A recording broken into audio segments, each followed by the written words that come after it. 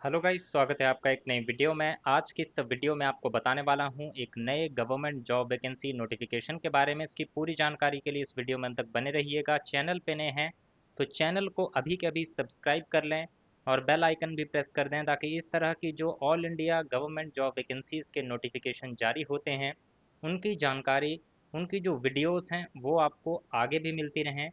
और वो तभी आपको उनकी नोटिफिकेशन मिलेगी अगर आपने इस चैनल को सब्सक्राइब किया होगा। साथ ही साथ टेलीग्राम पे ट्रेंडिंग रोजगार को ज्वाइन कीजिए। इस चैनल पे आपको रोज़ाना के जो पीडीएफ नोटिफिकेशन होते हैं ऑल इंडिया वैकेंसीज़ के, वो सारी जानकारी मिलती रहेगी। शुरुआत करते हैं इस वीडियो की। तो एसएससी का ये नया भर्ती नोटिफिकेशन जारी किया गया है, यानी कि स्टाफ सिलेक्शन कमीशन के द्वारा एक नया वैकेंसी नोटिफिकेशन जारी किया गया है। आज 5 जून 2025 को एप्लीकेशन फॉर्म भरने की जो लास्ट डेट है आपकी वो है 26 जून 2025। और जो आपकी लास्ट डेट है ऑनलाइन पेमेंट करने की फ़ीस की वो है 27 जून। इसके बाद अगर आपकी कोई गलती हो जाती है एप्लीकेशन फॉर्म में, उसको करेक्ट करने की जो डेट है वो रहेगी 1 जुलाई से लेके 2 जुलाई 2025। तो 2 दिन आप अपना जो गलतियां हुई होंगी उनको आप करेक्ट कर सकते हैं अपने लॉगिन आईडी से। उसके बाद बात करें तो इसके लिए पेपर जो होगा, कंप्यूटर बेस्ड एग्जामिनेशन पेपर 1 जो कंडक्ट होगा वो होगा 12 अगस्त 2025। और इसके रिगार्डिंग आपको कोई भी अगर डाउट हो, कोई भी क्वेरी हो, आप इनको इस टोल फ्री नंबर पे कांटेक्ट कर सकते हैं। अब बात करते हैं वैकेंसी कौन सी है, पोस्ट क्या निकली है। तो पोस्ट निकली है कंबाइंड हिंदी ट्रांसलेटर की, और इस एग्जामिनेशन का नाम है कंबाइंड हिंदी ट्रांसलेटर एग्जामिनेशन 2025। तो यहाँ पे जूनियर हिंदी ट्रांसलेटर जो पोस्ट रहेगी आपकी, इसकी वैकेंसीज जो हैं वो जारी की गई हैं। अब ये पोस्ट होंगी कहाँ कहाँ, शॉर्ट फॉर्म में कहते हैं इसे जेटीओ। और इसके लिए जो कंप्यूटर बेस्ड एग्जामिनेशन होगा वो मैंने आपको बता दिया है कब कंडक्ट होगा। ये एक डायरेक्ट रिक्रूटमेंट है ग्रुप बी पोस्ट के लिए जो है जूनियर हिंदी ट्रांसलेटर। इसके साथ साथ और वैकेंसीज हैं junior translation officer, junior translator, senior Hindi translator, senior translator, sub inspector Hindi translator. अब किस किस डिपार्टमेंट में ये वैकेंसीज हैं उसकी बात करते हैं। तो जेटीओ की वैकेंसी है central secretariat official language service में। जेटीओ की एक और जो वैकेंसी है वो है आर्म्ड फोर्सेस हेडक्वार्टर्स में। इसके अलावा जेएचटी, जेटीओ, जेटी की वैकेंसी है central government ministries department and organisations में। इसके बाद सीनियर हिंदी ट्रांसलेटर एसटी की वैकेंसीज हैं वेरियस सेंट्रल गवर्नमेंट डिपार्टमेंट्स में। और जो सब इंस्पेक्टर हिंदी ट्रांसलेटर की वैकेंसी है वो है आपकी सेंट्रल रिजर्व पुलिस फोर्स में। अब इसमें सैलरी कितनी मिलेगी आपको, तो सैलरी आप देख सकते हैं इसमें 44,900 रुपये से लेके 1,42,400 रुपये के बीच में आपका पे लेवल यहाँ पे रहने वाला है। तो लगभग लगभग अगर सैलरी का एक मोटा मोटी देखें पर मंथ कितनी सैलरी आपकी रहेगी, तो 80 to 90,000, 80 से 90 हज़ार पर मंथ के रूप में आपको जो स्टार्टिंग सैलरी है वो यहाँ पे मिलने वाली है। इसमें टोटल वैकेंसीज़ की अगर बात करें ऑल ओवर इंडिया के लिए, जो टोटल वैकेंसीज़ हैं वो है 437, 437 वैकेंसीज़। अब आते हैं इसकी एलिजिबिलिटी क्राइटेरिया। एलिजिबिलिटी क्राइटेरिया में सबसे पहले बात करेंगे एज लिमिट की। तो जो पोस्ट है आपकी सब इंस्पेक्टर हिंदी ट्रांसलेटर की सीआरपीएफ में, उसके लिए बात करेंगे क्या एज क्राइटेरिया रहेगा। तो उसके लिए आपकी एज 18 साल से लेके 30 साल के बीच में होनी चाहिए। और इसका मतलब क्या हुआ कि आपकी डेट ऑफ बर्थ 25 जून 1995 से लेके 26 जून 2007 के बीच में होनी चाहिए। इसके बाद इसके अलावा बाकी जितनी भी पोस्ट मैंने बताई थी डिफरेंट डिपार्टमेंट्स की, उनके लिए आपकी जो एज है वो होनी चाहिए 18 से लेके 30 साल के बीच में। और इसके लिए आपका जो डेट ऑफ बर्थ क्राइटेरिया है वो थोड़ा डिफरेंट रहेगा। इसके लिए आपकी डेट ऑफ बर्थ होनी चाहिए 2 अगस्त 1995 से लेके 1 अगस्त 2007 के बीच में। अब यहाँ पे एक और चीज़ आती है कि रिलैक्सेशन एज में दिया जाएगा या नहीं। तो जी हाँ, लेकिन सिर्फ उनको जो रिजर्व कैटेगरी से बिलोंग करते हैं वो इस टेबल में आप देख पाएंगे। जब आप हमारे टेलीग्राम चैनल पे जाके इस नोटिफिकेशन को डाउनलोड करेंगे तो इसमें आप देख पाएंगे किसके लिए कितना एज क्राइटेरिया जो है वो सेंक्शन किया गया है, वो यहाँ पर एप्लीकेबल रहेगा। इसके बाद बात आती है कि आपको अप्लाई कैसे करना है, एप्लीकेशन फ़ीस क्या रहेगी और एजुकेशनल क्वालिफ़िकेशन क्या-क्या होनी चाहिए आपकी। तो सबसे पहला पॉइंट जो यहाँ बताया गया है कि जो पोस्ट कोड हैं ए से लेके सी तक, यानी कि ए, बी और सी जो पोस्ट कोड हैं, जो है Hindi junior Hindi translator, junior translation officer और जूनियर ट्रांसलेटर का, तो इनके लिए क्या आपका एलिजिबिलिटी क्राइटेरिया होना चाहिए। तो इसमें देख लेते हैं ए टू सी कौन कौन से पोस्ट कोड थे। तो जो आपका पोस्ट कोड था, post code A, post code B और पोस्ट कोड जो आपका है सी यहाँ पर, इसके लिए बताया गया है कि आपकी क्वालिफिकेशन मास्टर्स डिग्री आपने किया होना चाहिए हिंदी में, और इंग्लिश आपने साथ में पढ़ी होनी चाहिए एज कंपलसरी या फिर इलेक्टिव सब्जेक्ट, या फिर as a medium of examination आपका होना चाहिए डिग्री लेवल पे इंग्लिश जो आपका सब्जेक्ट था।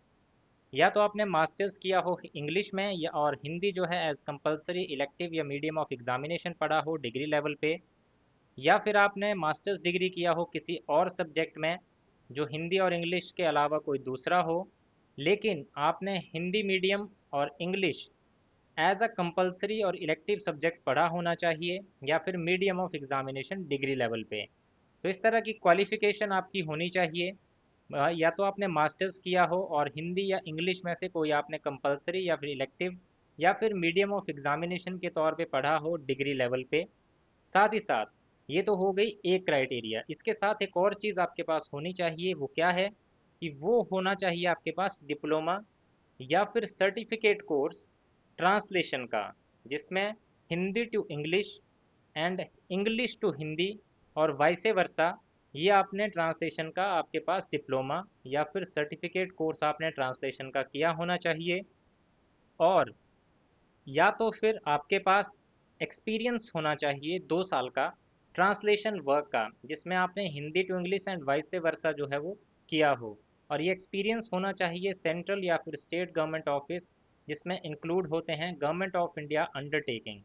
तो ये क्वालिफिकेशन अगर आपकी है तो आप post code A, post code B, post code C के लिए अप्लाई कर सकते हैं। अब बात आती है सब इंस्पेक्टर हिंदी ट्रांसलेटर की। तो इसके लिए भी आपने मास्टर्स डिग्री किया होना चाहिए, वही सेम क्वालिफिकेशन जो मैंने ऊपर बताई कि या तो हिंदी में किया हो तो इंग्लिश एज अ सब्जेक्ट पढ़ा हो, या मीडियम ऑफ एग्जामिनेशन इंग्लिश में किया हो तो हिंदी पढ़ा हो, या अदर सब्जेक्ट में किया हो तो इन दोनों में से कोई एक आपने इलेक्टिव सब्जेक्ट या फिर हिंदी मीडियम के तौर पे पढ़ा हो।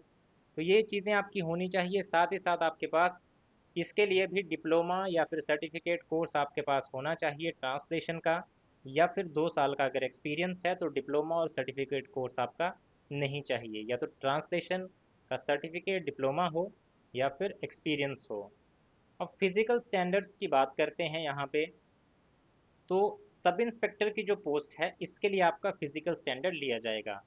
इसमें हाइट आपकी, जितने भी कैंडिडेट हैं 165 सेंटीमीटर होनी चाहिए। अगर आप एक फीमेल कैंडिडेट हैं तो 155 सेंटीमीटर। जो कैंडिडेट गढ़वालीज, कुमाऊनीज, गोरखास, डोगरास, मराठास और जो बिलोंग करते हैं इन एरियाज से, उनके लिए मेल की हाइट ली जाएगी 162.5 और फीमेल की 150 सेंटीमीटर। और चेस्ट की बात करें मेल कैंडिडेट की, तो चेस्ट जो है आपकी 77 टू 82 सेंटीमीटर होनी चाहिए, और शेड्यूल ट्राइब के लिए 76 टू 81 सेंटीमीटर जो है वो होनी चाहिए। आई साइट का भी यहाँ बताया गया है 6/6 in one I and 6/9 in other I, without correction, without wearing of glasses और लेंसेज आपकी होनी चाहिए। इसके बाद जो पोस्ट कोड डी है, पोस्ट कोड डी की अगर एक बार दिखा दूँ आपको, तो ये है आपका पोस्ट कोड डी, जिसमें मैंने ये आपको बताई थी जो पोस्ट थी। इसके लिए क्या क्राइटेरिया है आपका, तो इसके लिए अगर क्राइटेरिया की बात करें, सेम क्राइटेरिया रहेगा आपका जैसे कि पहले मैंने बताए थे कि वो सब्जेक्ट आपने पढ़े होने चाहिए मास्टर्स लेवल पे, और साथ ही साथ डिप्लोमा सर्टिफिकेट होना चाहिए आपके पास ट्रांसलेशन का, या फिर इसके लिए थोड़ा सा क्राइटेरिया चेंज है कि इसमें या तो आपके पास डिप्लोमा या सर्टिफिकेट कोर्स हो ट्रांसलेशन का, या फिर अगर ये आपके पास नहीं है तो 3 साल का एक्सपीरियंस आपके पास ट्रांसलेशन वर्क का होना चाहिए। बाकियों में 2 साल का एक्सपीरियंस या फिर सर्टिफिकेट या डिप्लोमा। यहाँ पे क्या है कि डिप्लोमा या सर्टिफिकेट हो या फिर 3 साल का आपके पास एक्सपीरियंस होना चाहिए। तो ये है क्राइटेरिया एजुकेशनल क्वालिफिकेशन का। अब अप्लाई कैसे करना है, तो आपको ssc.gov.in पे जाना है और अपना एप्लीकेशन फॉर्म भर देना है, या फिर जो मोबाइल ऐप है माई एसएससी, ये जो इनकी मोबाइल ऐप है, इसके थ्रू भी आप एप्लीकेशन फॉर्म भर सकते हैं। इसमें एप्लीकेशन फ़ीस कितनी देनी होगी आपको, उस पे अगर बात करें तो 100 रुपये की एप्लीकेशन, मात्र 100 रुपये एप्लीकेशन फॉर्म इसका भरा जाएगा, मात्र 100 रुपये की एप्लीकेशन फ़ीस पे। और अगर आप एक फ़ीमेल कैंडिडेट हैं, रिजर्व कैटेगरी से बिलोंग करते हैं, तो आपके लिए free of cost application form भरा जाएगा। इसके अलावा जो इसका सिलेक्शन प्रोसेस रहेगा, उसके लिए हम अलग से एक वीडियो बनाएंगे, क्योंकि ऑलरेडी ये वीडियो लंबा हो चुका है, तो इसमें इसको कवर करना थोड़ा मुश्किल रहेगा, तो अलग से एक और वीडियो कल जो है इसके सिलेक्शन प्रोसेस, एग्जामिनेशन पैटर्न और जो आपका सिलेबस रहेगा उसके ऊपर आपको मिल जाएगा। तो उसके लिए चैनल को अभी सब्सक्राइब कर लें और बेल आइकन प्रेस कर दें, ताकि कोई भी अपडेट उसके रिगार्डिंग आती है या और अपडेट्स आती हैं और वैकेंसीज़ के रिगार्डिंग उसकी जानकारी आप तक पहुंच सके। सो यही था आज की इस वीडियो में।